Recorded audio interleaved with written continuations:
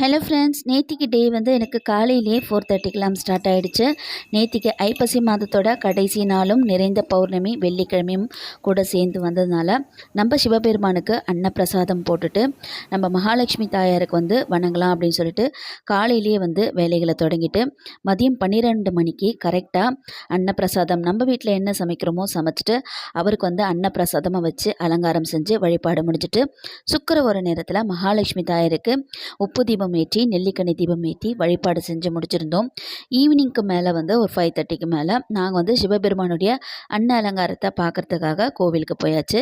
இதோட full details vlog வந்து உப்பு தீபம் வழிபாடு அண்ட் நாங்கள் எந்த கோவிலுக்கு போனோம் அப்படின்ற டீட்டெயில்ஸ் vlog வந்து நான் ஈவினிங் 6 o'clock மேலே பிக் வீடியோஸில் அப்லோட் பண்ணிக்கிறேன்.